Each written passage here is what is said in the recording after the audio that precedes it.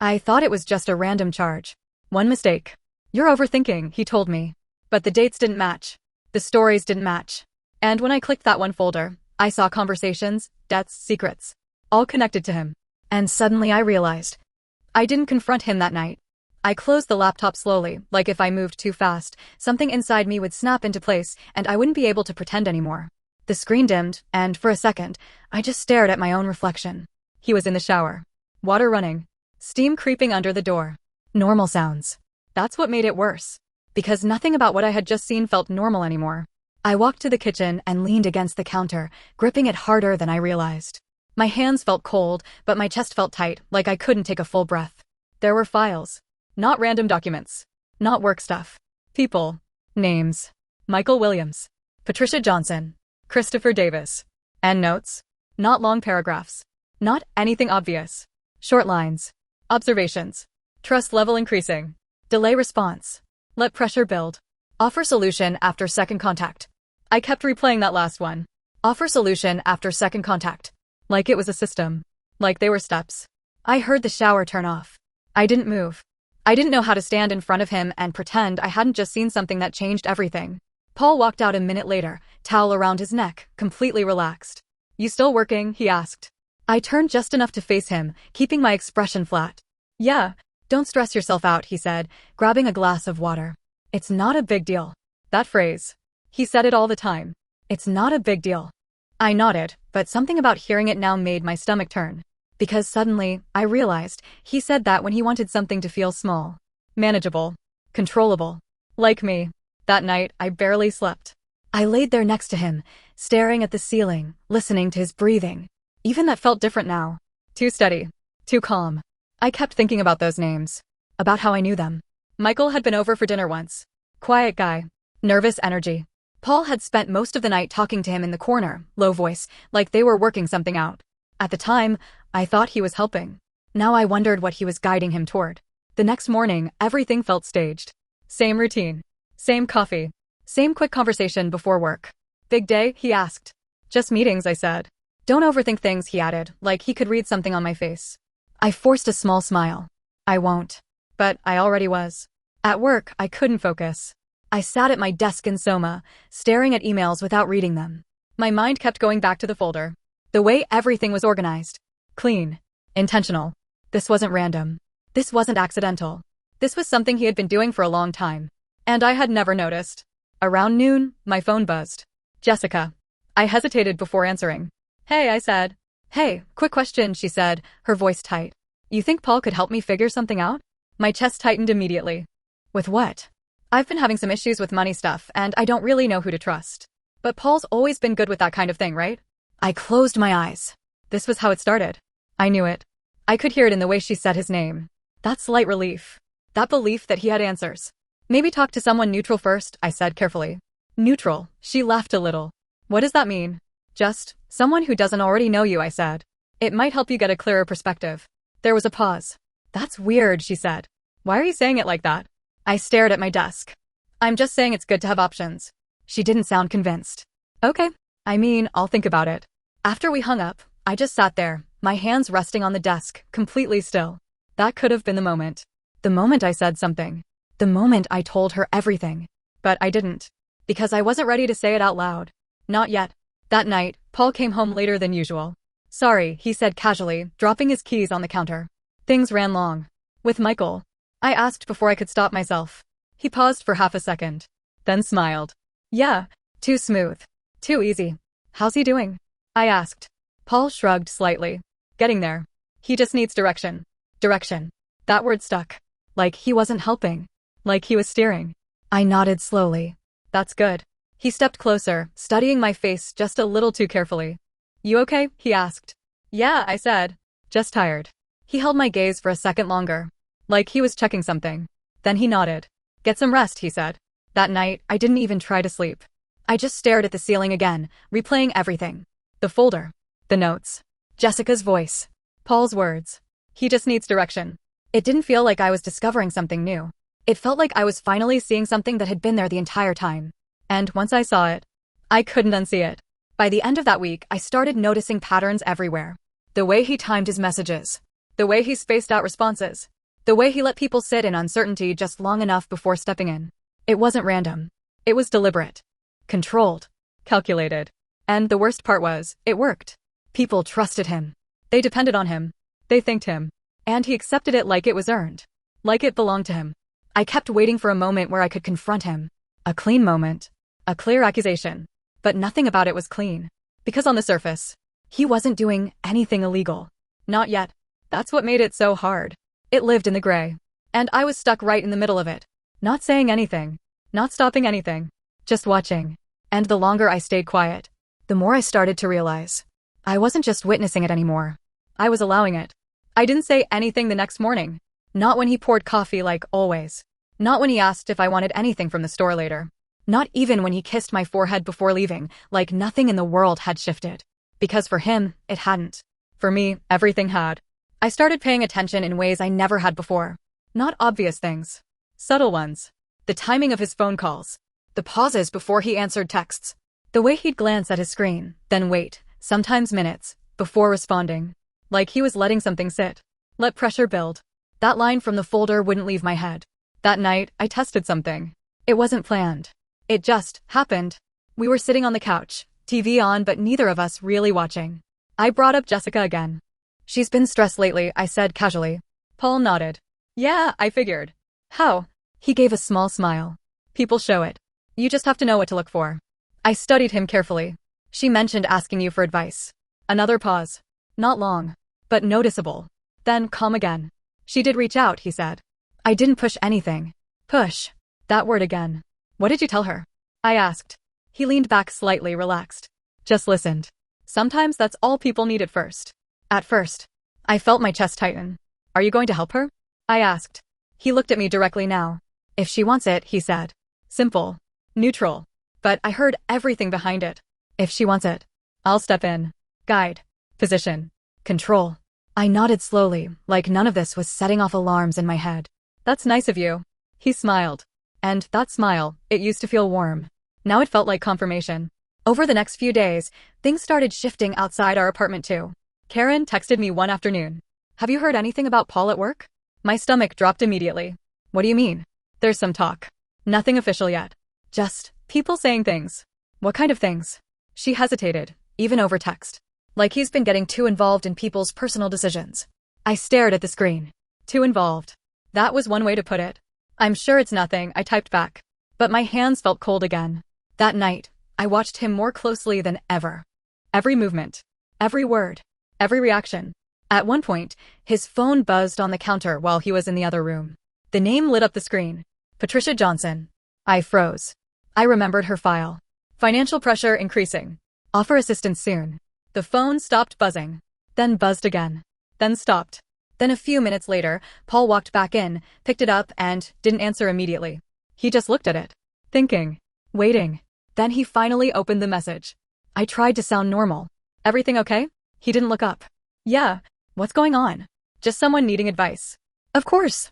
He set the phone down after typing something, like it was nothing. Like it didn't matter. But I noticed the timing.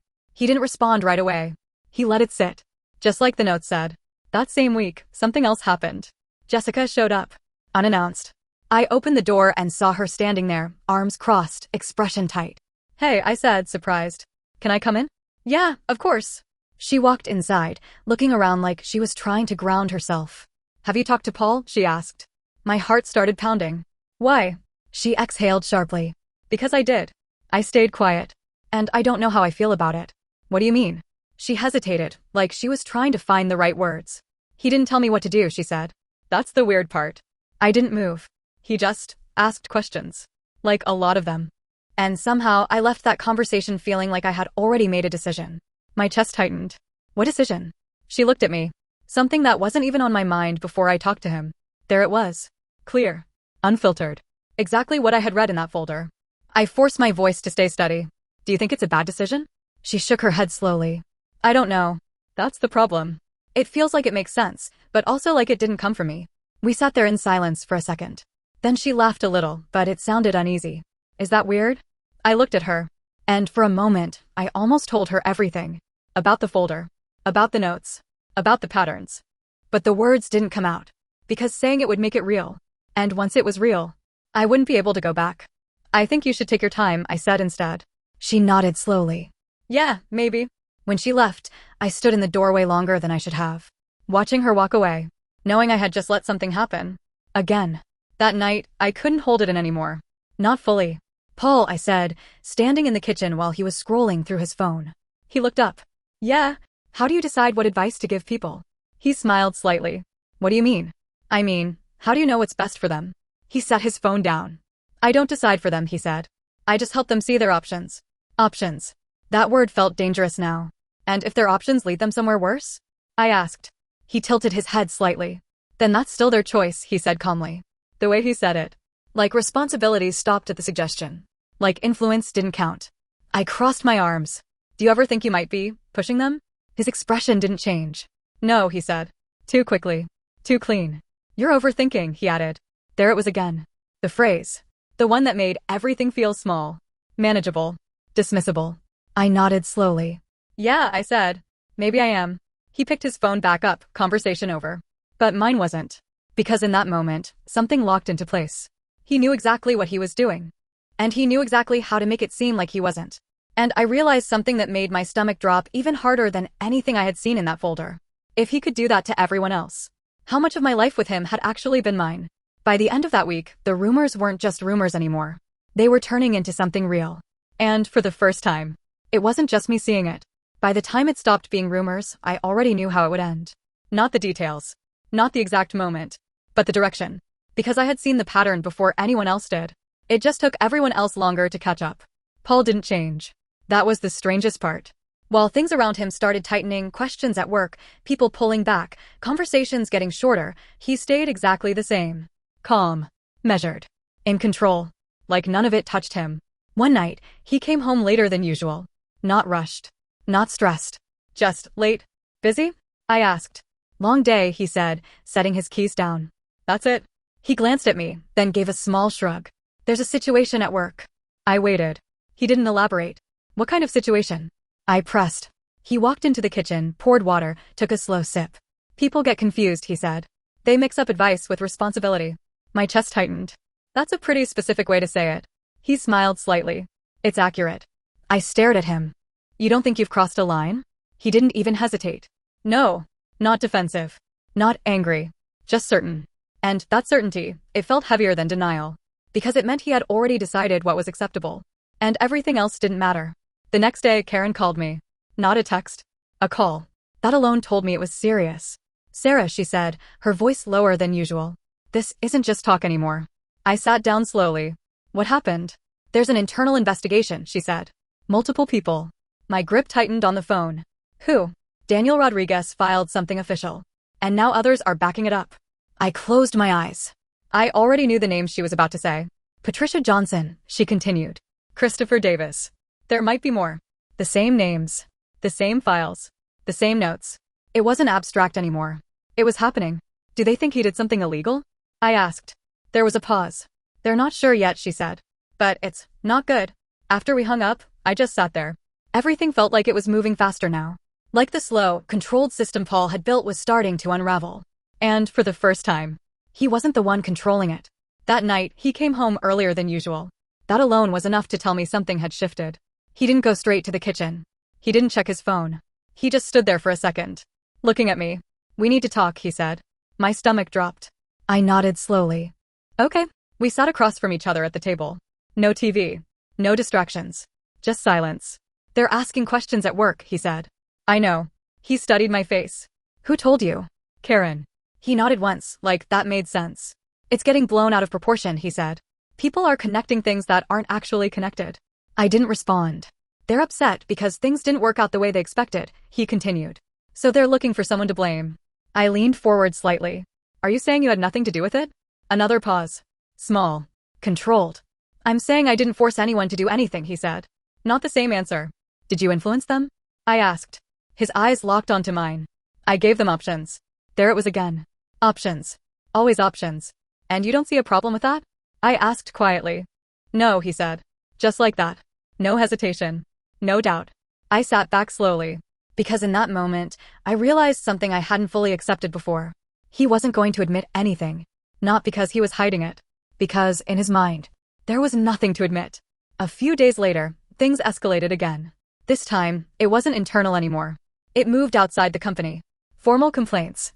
Legal attention. The words started changing. From concerns to allegations. From review to investigation. And still, Paul didn't panic. One evening, while we were eating dinner, his phone buzzed repeatedly on the table. He didn't touch it. Just kept eating. A few seconds passed. Then a minute. Then more. Are you going to check that? I asked. He shook his head slightly. Not yet. Why not? He looked at me calmly. Because timing matters. That sentence hit me harder than anything else he had said. Because it wasn't about the situation. It was about control. Always control. That night, I couldn't take it anymore. Do you even hear yourself? I asked suddenly. He looked up. What do you mean? The way you talk about people, I said. The way you think about everything like it's a system. He didn't react. They're not variables, Paul, I said. They're people. He leaned back slightly. I know that. No, I said quietly. I don't think you do. For the first time. There was a flicker. Not anger. Not guilt. Just irritation. You're making this into something it's not, he said. I shook my head. I saw it. The words slipped out before I could stop them. Silence. His expression didn't change right away. But something shifted behind his eyes. What did you see? He asked. Too calm. Too controlled. I swallowed. The folder. There it was. Out in the open. For a second, neither of us moved. Then he exhaled slowly. That's work, he said. No, it's not, I said. It's notes. Organization. Nothing more. You wrote, let pressure build, Paul. His jaw tightened slightly. That's strategy. For people. I asked. For situations, he corrected. I stared at him. And in that moment, everything became clear. There was no version of this where he saw what I saw. No version where he understood the weight of it. Because to him, it wasn't wrong. It was effective. The silence stretched between us. Heavy. Uncomfortable. Final. Sarah, he said quietly, you're overthinking this. That phrase. Again. Always the same. Always used at the exact moment things got too real. I felt something inside me settle. Not break. Settle. Like a decision I didn't even realize I was making. I don't think I am, I said. He held my gaze for a moment longer. Then looked away. Conversation over. Just like that. But it wasn't over. Because now, there was nothing left to misunderstand. And whatever happened next. I already knew one thing for sure. I wasn't going to stop it. By the time the knock came, I was already awake. I hadn't really slept in days. Not properly. Just drifting in and out, my mind replaying everything over and over like it was trying to find a version of events where this didn't end the way I knew it would. The apartment was quiet. Too quiet. Paul was in the living room, scrolling through his phone like it was any other morning. Coffee on the table. News playing softly in the background. Normal. That word didn't mean anything anymore. I was standing in the hallway when the knock came. Firm. Measured. Not aggressive. Not hesitant. Certain. Paul looked up immediately. Not startled. Just alert. He glanced toward me for half a second. That look again. Like he was checking where I stood before anything even happened. Then he stood up and walked to the door. I didn't follow. I stayed where I was. And I listened.